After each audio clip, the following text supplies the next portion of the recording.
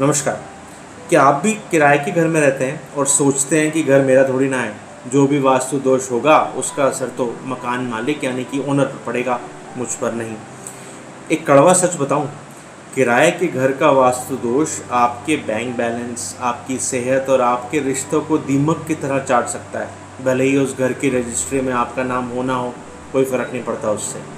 आज के इस वीडियो में हम जानेंगे कि वास्तु असल में काम करता कैसे है, किराएदार और मकान मालिक पर इसका क्या अलग अलग असर होता है, और सबसे ज़रूरी बात, क्या वास्तु टेनेंट्स पर असर करता भी है। और हाँ, बिना तोड़ फोड़ किए किराए के घर के वास्तु को अपने पक्ष में आप किस तरीके से कर सकते हैं। सबसे पहले इस बुनियादी बात को समझते हैं। देखिए, वास्तु का मीनिंग है वास करना, रहना, यानी कि उस स्पेस का यूटिलाइजेशन। इसलिए वास्तु का सबसे पहला असर तो उस परिवार के हर एक मेंबर पर होगा जो उस स्थान में वास कर रहा होगा। ठीक इसी तरह घर चाहे किराए का हो या आपका अपना, अगर उस घर में मान लीजिए नॉर्थ ईस्ट पोर्शन या जोन डिस्टर्ब है तो घर में मेंटल इश्यूज, मानसिक तौर पे एक तरह का स्टिफनेस नज़र आएगी, डिप्रेशन नज़र आएगा। अगर वहीं पे साउथ वेस्ट जोन में कोई डिस्टर्बेंस हुआ तो पति पत्नी में, उनके रिलेशंस में प्रॉब्लम आना तय है। तो क्या मकान मालिक पर कोई असर नहीं पड़ता? देखिए, ये पॉइंट ज़रूर आएगा दिमाग में कि यहाँ पे क्या लैंडलॉर्ड बिल्कुल पूरी तरीके से बच जाता है, क्या उस पर कोई असर नहीं होता इस प्रॉपर्टी का जो रेंट पे दे दी गई। देखिए, असर तो होता है लेकिन उसका दायरा अलग होता है।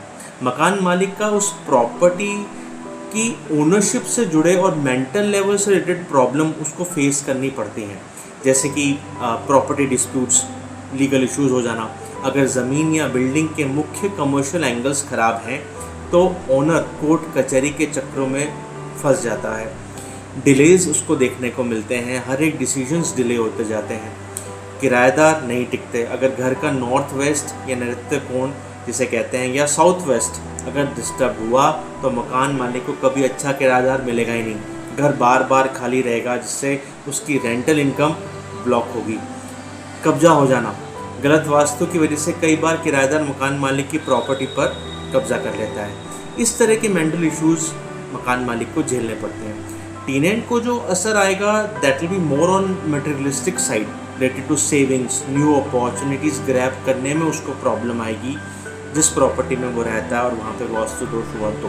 और वहीं पे लैंडलॉर्ड के ऊपर जो असर आएगा that will more on mental level, यानी एग्जाम्पल के तौर पे अगर वास्तु दोष हुआ तो टेनेंट को प्रॉब्लम आएगी रिलेशनशिप में, और वहीं लैंडलॉर्ड को की बात करें तो उसके घर या तो सेपरेशन मियाँ बीवी में हो चुका होगा या रिलेशनशिप से वो कहीं ना कहीं जूझ रहा होगा। मकान मालिक को संपत्ति यानी कि प्रॉपर्टी का नुकसान होता है और किराएदार को जीवन का यानी कि लाइफ, हेल्थ एंड करियर से नुकसान झेलना पड़ता है। अब आप खुद तय कर लीजिए कि किसका नुकसान ज़्यादा बड़ा है। देखिए, किराएदार के तौर पर आपकी सबसे बड़ी मजबूरी क्या है? आप घर की दीवारें नहीं तोड़ सकते, आप टॉयलेट शिफ्ट नहीं कर सकते और ना ही किचन का प्लेटफॉर्म बदल सकते हैं। लेकिन घर फाइनल करने से पहले कुछ ज़रूरी चीज़ें हैं जिसका शायद आप अगर ध्यान रखेंगे तो आपको कहीं ना कहीं फ़ायदा ही रहेगा। सबसे पहली बात कि आसपास के पड़ोसियों से या गार्ड से बातों बातों में जानने की कोशिश कीजिए कि उस मकान की जिसे आप रेंट पे लेने जा रहे हैं उसकी हिस्ट्री क्या है, कौन कितने समय तक रुका है वहाँ पे और उनकी क्या पोजीशनिंग थी, क्या कोई घाटा तो नहीं फेस करना पड़ा। क्योंकि अगर उस जगह की एनर्जी में कोई गहरा पैटर्न है तो आप पर भी सेम तरीके का पैटर्न आप पे असर कर सकता है और आपको फेस करना पड़ सकता है इशू। चेक कीजिए उस प्रॉपर्टी में क्रैक्स, डैमेजेस, लीकेजेस या सीलन इस तरह की कोई प्रॉब्लम तो नहीं है, क्योंकि ये प्रॉब्लम सर्टन ब्लॉकेजेस शो करती है बाय डिफ़ॉल्ट, वो आपको फेस करने ही पड़ेंगे। मेक श्योर कि देयर इज़ नो किचन और toilet in the north east, ये सबसे बड़ा प्रॉब्लम है, बिकॉज इस प्रॉब्लम का निवारण बहुत गहरा है, बहुत देर से होता है या फिर असर कई बार आता ही नहीं। और वास्तव में आसान एलिमेंट बैलेंसिंग, बिना एक भी ईंट तोड़े, एक भी ईंट हिलाए, हम बड़े आसानी से वास्तु को यूज़ करके 70 to 80% इसको ठीक भी कर सकते हैं। जैसे दिशा के हिसाब से कलर को बैलेंस कर सकते हैं। अगर टॉयलेट या किचन गलत दिशा में हो तो आप सिर्फ एक सही रंग का यूज़ करके, उस कलर को एनहेंस करके सर्टन कलर के डोर मैट को यूज़ करके उस जोन को की एनर्जी को एनहेंस करके आप उसको ट्रीट कर सकते हैं। जैसे कि मान लीजिए नॉर्थ ईस्ट में वॉशरूम हुआ तो आप वहाँ पे ग्रीन एलिमेंट का यूज़ ज़्यादा से ज़्यादा कर सकते हैं। वैसे नॉर्थ ईस्ट का अगर किचन होगा ना तो लिवर रिलेटेड प्रॉब्लम आएगी, या घर के बड़े बच्चे को कहीं ना कहीं इशू आएगा रिलेटेड टू प्रॉपर्टी। दूसरा होता है स्पेस सर्जरी। हम लोग सर्टन मेंटल स्ट्रिप्स का यूज़ करके अलग अलग मेटल स्ट्रिप्स का यूज़ करते हैं, जैसे कि ब्रास हो गया, कॉपर हो गया, स्टेनलेस स्टील का हो गया, और उसको सर्टन जोन में उस पर्टिकुलर प्लेस में लगा दिया जाता है जिससे वो पूरा जोन बैलेंस किया जा सके। तीसरा है सेंधा नमक का पोंचा, यानी कि रॉक सॉल्ट रेमेडी।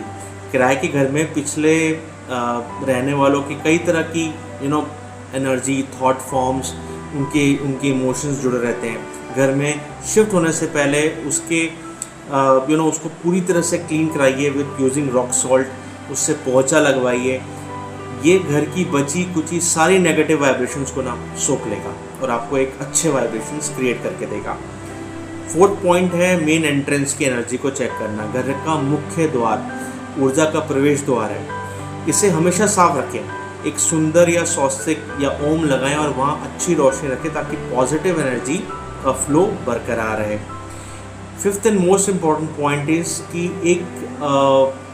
किसी भी रूम में अंधेरा ना रहने पाए। आपके घर में डार्कनेस ना हो, लाइट कलर्स का यूज़ कीजिए और हर कमरे में एक छोटा सा बल्ब जला के रखिए। तो अगली बार जब आप किराए या नया फ्लैट देखने जाएं या मकान देखने जाएं, चाहे किराए पर या खुद के लिए, तो इंटीरियर से पहले, बालकनी का व्यू देखने से पहले ये देखिए कि प्रॉपर्टी क्या 5 तत्व के हिसाब से बैलेंस्ड है या नहीं, या फिर किसी अच्छे वास्तु कंसल्टेंट को मिली है। क्योंकि जब इंसान करवट लेता है तो दिशा बदलती है, और जब वक्त करवट लेता है तो दशा बदलती है। Vastu is all about time and space, दशा एंड दिशा। यही था वीडियो आज का।